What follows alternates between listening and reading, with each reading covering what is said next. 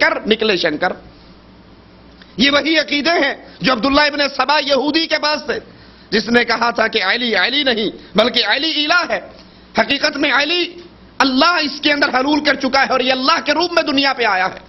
یہی وہ کفر کا عقیدہ ہے جو ابن سبا کے پاس تھا، یہی کفر کا عقیدہ ہندوؤں کے پاس ہے، اور آج یہی کفر کا عقیدہ اسلام کے لیبل میں چھپا کر پیش کیا جاتا ہے کہ یہ اصل ایمان ہے.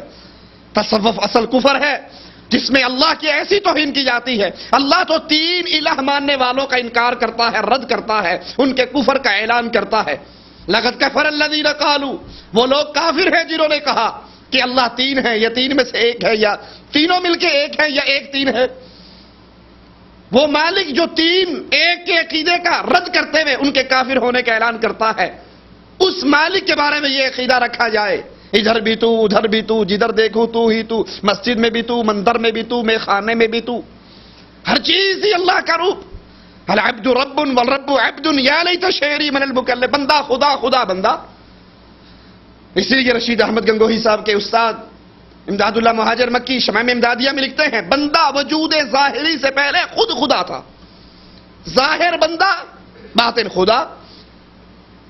یہ تمام صوفیہ، وہ صوفیہ بریلوی ہو یا صوفیہ دیوبند ہو، تمام کا یہ عقیدہ ہے. اور رشید احمد گنگوہی صاحب اس کے بارے میں فرماتے ہیں کہ نہیں، یہ تصوف کی تعلیم ایمان ہے اور حقیقت ایمان ہے. صفحہ 7 پر آئیے ذرا علم غیب کے دعووں کو سنیے. ایک بار آپ خود فرماتے ہیں کہ تھانہ بھون میں مجھ کو رہتے ہوئے چند روز گزرے تو میری غیرت نے اعلیٰ حضرت پر کھانے کا بوجھ ڈالنا گوارا نہ کیا. امداد اللہ مہاجر مکی صاحب کی زیارت کے لیے گئے تو ان کے پاس ٹھہرے ہوئے تھے. ان کی غیرت نے گوارا نہ کیا کہ کھانا حضرت کے گھر سے کھایا جائے. آخر میں نے یہ سوچ کر کہ دوسری جگہ انتظام کرنا دشوار بھی ہے اور ناگوار بھی، حضرت سے اجازت چاہی.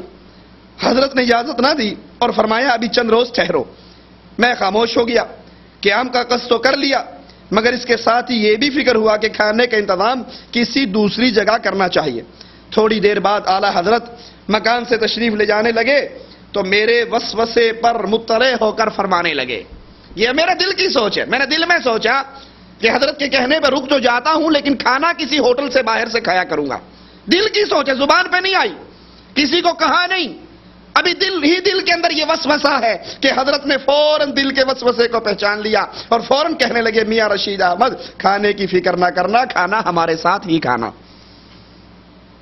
وَمَا كَانَ اللَّهُ لِيُطْلِعَكُمْ عَلَى الْغَيْبِ، اللہ تعالیٰ ایسے نہیں ہے کہ تمہیں غیب کا علم دے دے، غیب پر تمہیں آگاہ کر دے. لیکن یہاں تو علماء دیوبند کے یہ سرتاج دونوں کے دونوں کبار علماء دیوبند میں سے ہیں. ایک کہتا ہے میرے دل کے اندر صرف وسوسہ آیا اور اعلیٰ حضرت نے فوراً اس وسوسے پر مطلع ہو گئے. رسول اللہ صلی اللہ علیہ وسلم کے پاس ایک نہیں لا تعداد اس طرح کے قصص ہیں، اس طرح کے معاملات اور واقعات ہیں کہ رسول اللہ صلی اللہ علیہ وسلم کے سامنے کھانا پیش کیا جاتا ہے، زہر سے بھرا ہوا کھانا ہے. اللہ کے نبی اس یہودیہ کے دل کے اوپر، دل پر گزرنے والے پروگرام پر اللہ کے نبی کو کوئی اطلاع نہیں ہوئی. آپ نے قطر نہیں سوچا، آپ کو اس کا علم نہیں دیا گیا.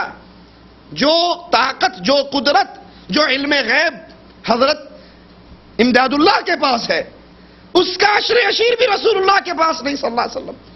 اور وہ زہریلا کھانا دے رہی ہے، آپ کھا رہے ہیں. عائشہ پر تہمت لگ رہی ہے. ابن حجر کہتے ہیں 49 دن گزر جاتے ہیں. اللہ کے نبی کبھی اس صحابی سے پوچھتے ہیں، کبھی اس صحابی سے پوچھتے ہیں. اب یہ صرف اگر بریلوی کہے کہ رسول اللہ عالم الغیب ہے تو ان کو کہا جاتا ہے یہ مشرک ہے، اور اگر امداد اللہ مہاجر مکی صاحب کو کہا جائے یہ عالم الغیب ہے تو یہ ان کی شان اور یہ ان کی کرامت ہے. حقیقت یہ ہے کہ علم غیب اللہ مالک کی صفت ہے. جب بھی اس صفت کو غیروں میں بانٹا جاتا ہے انسان ایمان سے ہاتھ کو دھو بیٹھتا ہے، وہ چاہے رسول اللہ کو دی جائے یا چاہے وہ کسی اور مولوی صاحب کو دی جائے. صفحہ 13 تذکرۃ الرشید حصہ دوم. حضرت جنید بغدادی کے پاس کوئی شخص 20 سال تک رہا. اب ان کی حکایت بیان کرتے ہیں، سنیے. اور ایک روز عرض کیا کہ حضرت اتنی مدت میں مجھے تو آپ سے کچھ حاصل نہیں ہوا. وہ شخص اپنی قوم کا سردار اور برادری میں ممتاز تھا.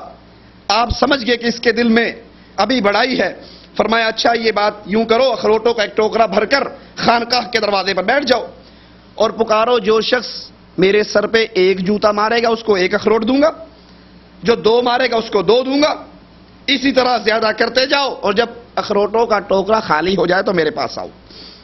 اس شخص نے کہا لا الہ الا اللہ محمد رسول اللہ، حضرت یہ کام تو مجھ سے ہرگز نہ ہوگا۔ بغدادی صاحب نے فرمایا یہ وہ مبارک کلمہ ہے کہ اگر 70 برس کا کافر اس کو ایک مرتبہ صدق دل سے پڑھ لے تو واللہ مومن ہو جائے، مگر تو اس وقت اس کلمے کے پڑھنے سے کافر طریقت ہو گیا، جا نکل جا، مجھ سے کچھ نہیں ملنے والا۔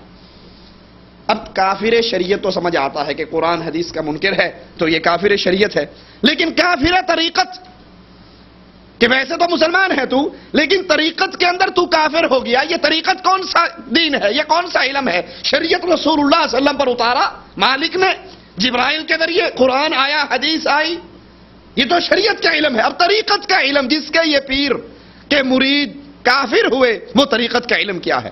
حقیقت میں یہی وہ شیطان نے دروازہ کھولا کہ امت کے اندر تفریق کر دی کہ قرآن و حدیث پڑھانے والے ظاہری علم شریعت پڑھا رہے ہیں اور ہم صوفیہ کرام باطنی علم پڑھاتے ہیں، اور یہ باطنی علم یہ طریقت کا علم ہے۔ شریعت کا راستہ اور ہے، طریقت کا راستہ اور ہے۔ شریعت میں نماز روزہ ہے، لیکن جب صوفیہ ترقی کرتے کرتے بلند مقام پر پہنچ جاتے ہیں تو پھر طریقت کے اندر ان سے نماز روزے کی ساری پابندیاں ختم ہو جاتی ہیں۔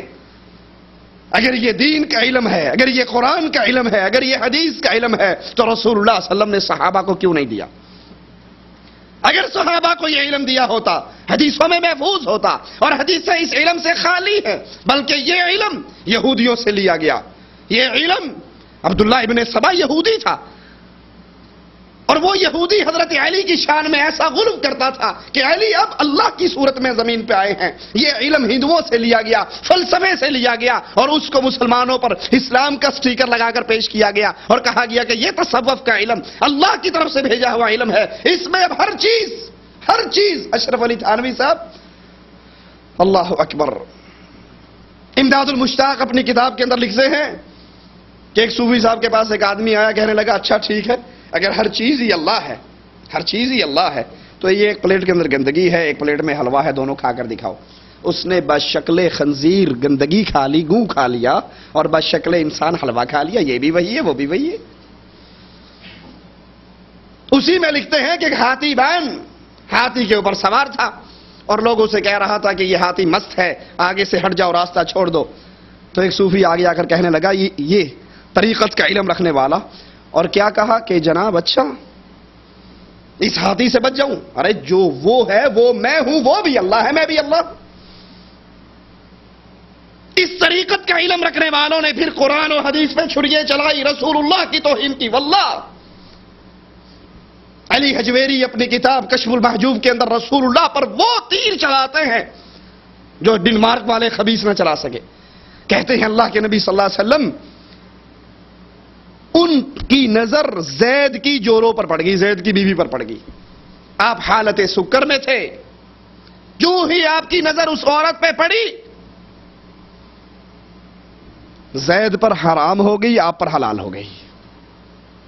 یہ اللہ کے نبی کی توہین، ان طریقت کا علم رکھنے والوں نے توحید کی توہین کی، اللہ کی توہین کی، رسول اللہ صلی اللہ علیہ وسلم کی توہین کی، اور بے بہا مقامات پر اسی طریقت کا علم رکھنے کا دعویٰ کرنے والے رسول اللہ صلی اللہ علیہ وسلم کی رسالت پر بھی حملہ کرتے رہے۔ آئیے سنیے، یہ صفحہ 16 ہے، تذکرۃ الرشید حصہ 2 ہے۔